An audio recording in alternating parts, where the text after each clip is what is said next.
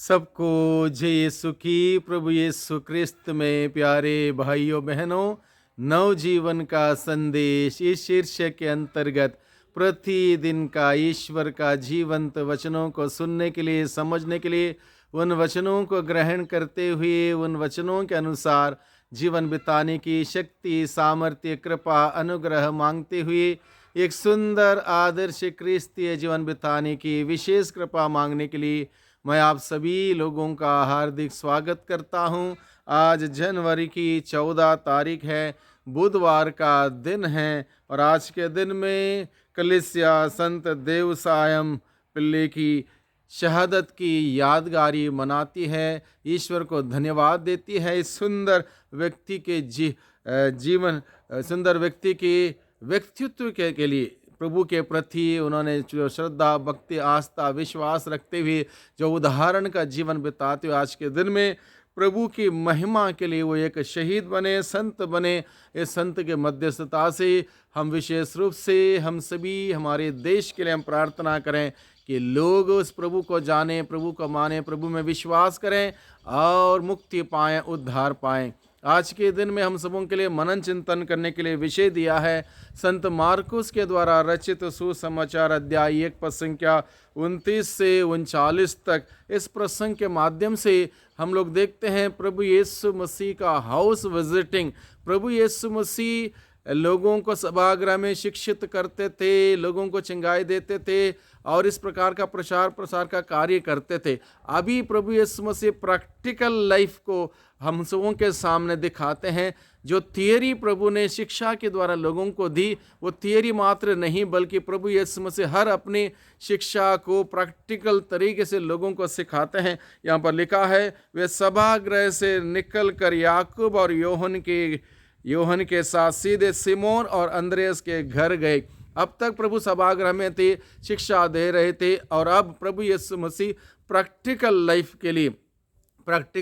के लिए वहाँ से सभागृह से बाहर निकलते हैं। सिमोन और अंद्रेस के घर जाते हैं। सिमोन की सास बुखार में पड़ी हुई थी। जब उस घर में गए, वहाँ पर सिमोन की सास जो है बुखार में पड़ी हुई थी और लोगों ने तुरंत इसके बारे में ईसा को बताया। यानी कि ये बुखार मामूली बुखार नहीं था, बड़े लंबे समय से वो बुखार में पड़ी हुई थी, बहुत लंबी बीमारी शायद थी और इसलिए लोगों को पता चला। इसलिए लोगों ने ईसा को बताया कि इसके विषय में कि वह लंबे समय से बुखार में पड़ी हुई है। ईसा उसके पास आए और उन्होंने हाथ पकड़कर उसे उठाया। जो बिस्तर पे वो लेटी हुई थी, लंबे समय से बीमार थी और प्रभु यीशु मसीह जब उसके पास आए, प्रभु ने उसका हाथ पकड़ा और उसको उठाया। उसका बुखार जाता रहा और वह उन लोगों के सेवा सत्कार में लग गई। यहाँ पर अद्भुत बात हमें समझने के लिए यह है, जो व्यक्ति बुखार में पड़ा रहता है लंबे समय तक, 8 दिन, 10 दिन, 20 दिन, और उस व्यक्ति को तुरंत काम दाम करना मुश्किल हो जाता, चलना फिरना तक मुश्किल हो जाता, लाचारी आ जाती, कमजोरी आ जाती।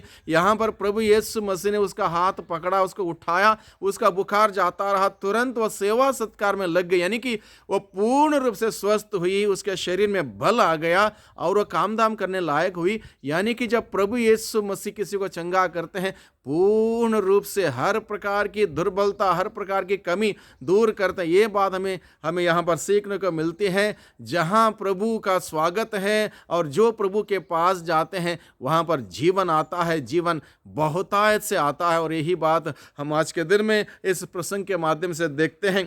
प्रभु यीशु मसीह अपने होम विजिट के द्वारा उस पेतरुस की सास को ठीक करते हैं। उसके बाद बहुत सारे अन्य लोगों को वहाँ पर लाया जाता है, क्योंकि लोगों को मालूम था प्रभु के पास आने से हमारी दुर्बलता दूर हो जाएगी, बीमारी ठीक हो जाएगी, हमारी समस्या का समाधान मिल जाएगा।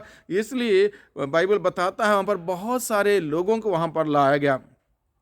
संध्या समय सूरज डूबने के बाद लोग सभी रोगियों और अवधूत ग्रस्तों को उनके पास ले आए। सारा नगर द्वार पर एकत्रित हो गया। ईसा ने नाना प्रकार की बीमारियों से पीड़ित बहुत से रोगियों को चंगा किया और उन लोगों को स्वस्थ लाभ प्रदान किया। उनमें से अवधूत निकाले और वे अवधूतों को बोलने से रोकते थे, क्योंकि वे जानते थे कि वह कौन है। दूसरे दिन ईसा बहुत सवेरे उठकर घर से निकले और किसी एकांत स्थान जाकर प्रार्थना करने लगे। हम देखते हैं प्रभु यीशु मसीह अपने जीवन में प्रैक्टिकल लाइफ के द्वारा हम सबों को उदाहरण के द्वारा सिखाते हैं कि हमें केवल प्रार्थना मात्र नहीं, प्रार्थना का जीवन हमें एक दूसरे के साथ मिलते हुए, एक दूसरे के सुख दुख को बांटते हुए, एक दूसरे की मदद करते हुए, सहायता करते हुए, इस प्रकार के सेवा में भी हमें आगे बढ़ने की ज़रूरत है। प्रभु हमें सिखाता है और ये कार्य तभी तभी सुचारू रूप से आगे बढ़ेगा जब इस कार्य के साथ साथ हमारी प्रार्थना बड़ी मजबूत होगी। प्रभु यीशु मसीह इतना सारा कार्य करने के बाद फिर एकांत में चले जाते हैं, प्रार्थना में लीन हो जाते हैं, प्रार्थना में बैठ जाते हैं। नहीं कि प्रभु यीशु मसीह हम सबों को सिखाता है एक क्रिस्तीय व्यक्ति का जीवन किस प्रकार से होना चाहिए। जो वचन सुनते हैं, पढ़ते हैं, ग्रहण करते हैं, उसको अपने प्रैक्टिकल लाइफ में जीना है। प्रैक्टिकल लाइफ में जीने का मतलब एक दूसरे से प्यार करना, ईश्वर से प्यार करना, वो कार्यों से। विश्वास केवल शब्द मात्र नहीं, विश्वास हमारे कार्यों के द्वारा प्रकट होना चाहिए। ये बात प्रभु हमें सिखाता है और विश्वास में मजबूत होने के लिए